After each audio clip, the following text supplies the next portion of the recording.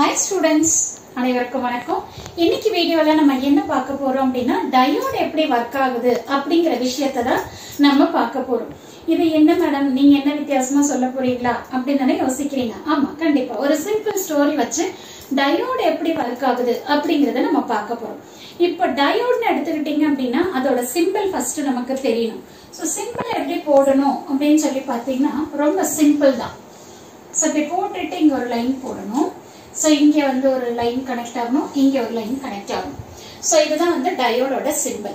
So இந்த டயோட்ல வந்து இந்த டெர்மினல் ஆனோடு, இந்த டெர்மினல் கேத்தோட். ஆனோடு கேத்தோட், ஏங்கிறது ஆனோடு, கேங்கிறது கேத்தோட். கரெக்ட்டா? இப்போ இந்த டயோட் வந்து ஃபார்வர்ட் பயாஸ் ஆயிருச்சு, ரிவர்ஸ் பயாஸ் ஆயிருச்சுன்னு நம்ம சொல்றோம். எப்ப ஃபார்வர்ட் பயாஸ் ஆகும், எப்ப ரிவர்ஸ் பயாஸ் ஆகும் அப்படிங்கிற விஷயம் நமக்கு தெரியணும். ஓகேவா? இப்போ நான் ஆனோடுக்கு கொண்டு வந்து பாசிட்டிவ் சப்ளை கொடுத்துட்டு கேத்தோடுக்கு நெகட்டிவ் சப்ளை கொடுத்தேன் அப்படின்னு சொன்னீங்கன்னா அது ஃபார்வர்ட் பயாஸ். ஏன்னா நான் பாசிட்டிவ் கொண்டு போயிட்டு ஆனோடுக்கும் நெகட்டிவ் கொண்டு போயிட்டு கேத்தோடுக்கும் கொடுக்கறேன். சரியா? அது ஃபார்வர்ட் பயாஸ். இது அப்படியே ரிவர்ஸ். நான் ஆனோடுக்கு கொண்டு போயிட்டு நெகட்டிவும் கேத்தோடுக்கு கொண்டு போயிட்டு பாசிட்டிவும் கொடுத்தேன் அப்படின்னா அது என்னது? Reverse bias. மேடம் ஒரு ஸ்டோரியில என்னோட கான்செப்ட எக்ஸ்பிளைன் பண்றேன்னு சொல்லிட்டு என்ன மேடம் கதையா சொல்றீங்க அப்படின்னு தானே பாக்குறீங்க. இப்ப நம்ம ஸ்டோரிக்கு போயிடலாம். இப்ப பிஎன் ஜங்ஷன் டயோடு தான் நம்ம என்ன சொல்றோம் அப்படின்னா டயோடுன்னு சொல்றோம் சிம்பிளா. அப்போ நம்ம என்ன பண்றோம் அப்படின்னு சொன்னீங்கன்னா ஒரு பி டைப் மெட்டீரியலையும் என் டைப் மெட்டீரியலையும் எடுத்துக்கிறோம். அது ரெண்டுத்தையும் நம்ம என்ன பண்றோம்? கனெக்ட் பண்றோம்.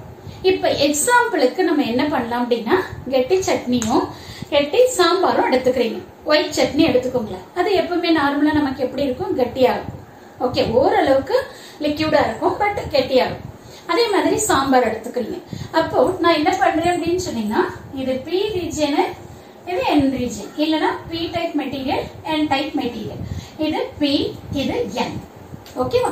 சோ இப்ப பிங்கறத நான் என்ன எடுத்துக்கிறேன் அப்படின்னா ஒயிட் சட்னின்னு எடுத்துக்கிறேன். என்னங்கறத என்ன எடுத்துக்கிறேன் அப்படின்னா கெட்டி சாம்பார் எடுத்துக்கிறேன். ஓகேவா? சரி. அப்போ இந்த சட்னியும் சாம்பாரும் என்ன ஆகும் நமக்கு வந்து அப்படின்னு சொன்னீங்கன்னா ஜாயின் ஆகும். ஜாயின் ஆகிற இந்த லேயரை நம்ம என்ன சொல்றோம் அப்படின்னு சொல்லி பாத்தீங்கன்னா டிப்ளீஷன் லேயர்னு சொல்றோம்.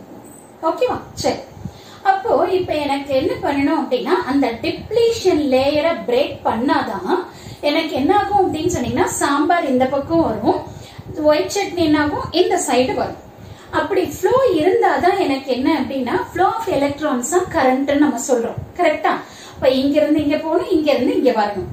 அப்ப நான் அந்த மாதிரி போகணும் அப்படின்னா நான் என்ன பண்ணணும்? ஒரு பொட்டன்ஷியலை அப்ளை பண்ணணும். மேடம் பொட்டன்ஷியல்னா என்ன அப்படின்னா இந்த இட்லி தான் நம்மளோட பொட்டன்ஷியல். இப்ப நான் வந்து ஒரு இட்லிய ஒரு சின்ன பீஸா எடுத்து நான் இங்க நடுவுல வைக்கிறேன்னு வச்சுக்கோங்களேன். அப்ப எனக்கு என்ன ஆகாது அப்படின்னா இந்த லேயர் வந்து எனக்கு பிரேக் ஆகாது. அப்ப இங்க இருக்கிற ஒயிட் சட்னி இங்க போகாது, இங்க இருக்கிற சாம்பார் இந்த சைடு வராது. ஓகேவா? சின்னதா நான் ஒரு பீஸ் எடுத்தேன் அப்படின்னா அப்ப நான் என்ன பண்ணணும்? கொஞ்சம் பெரிய சைஸா எடுக்கணும். அந்த பெரிய சைஸ் என்ன ஆகணும் அப்படின்னா இந்த லேயரை பிரேக் பண்ற மாதிரியான இட்லி சைஸா இருக்கணும். அப்ப நான் என்ன பண்றேன் அப்படின்னா ஒரு இட்லி எடுத்து இது ரெண்டுத்துக்கும் நடுவுல இப்படி வைக்கிறேன்னு வச்சுக்கோங்களேன். அப்ப என்ன ஆகும் அப்படின்னா இங்க இருக்கிற சட்னி, இங்க இருக்கிற சாம்பார் என்ன ஆகும்? இங்க இருந்து இங்க, இங்க இருந்து இங்க ஃப்ளோ ஆகும். ஓகேவா? அப்ப இந்த ஃப்ளோ தான் நம்ம என்ன சொல்றோம்? இந்த ஃப்ளோ ஆஃப் எலக்ட்ரான்ஸ் நம்ம என்ன சொல்றோம் அப்படின்னா கரண்ட்னு சொல்றோம். பட் இங்க எக்ஸாம்பிளுக்கு சாம்பார் இந்த பக்கம் வரும், சட்னி இந்த பக்கம் போகும். அந்த மூவ்மெண்ட். ஓகேவா? சோ இதுதான் வந்து பாத்தீங்க அப்படின்னு சொன்னீங்கன்னா நம்ம என்ன சொல்லுவோம்? ஒர்க்கிங் ஆஃப் டயோடுன்னு சொல்லுவோம். அப்ப சிம்பிள் கான்செப்ட் தான். நமக்கு என்ன ஆகணும் அப்படின்னு சொன்னீங்கன்னா எலக்ட்ரான்ஸ் வோல்ட்ஸ் இங்க இருந்து அங்க, அங்க இருந்து இங்க வரணும். அவ்வளவுதான். அந்த ஃப்ளோ தான் நம்ம கரண்ட்னு சொல்றோம். இப்ப நம்ம எக்ஸாம்பிளுக்கு இங்க நம்ம என்ன எடுத்திருப்போம் அப்படின்னா கெட்டி சட்னி, கெட்டி சாம்பார் எடுத்திருப்போம்.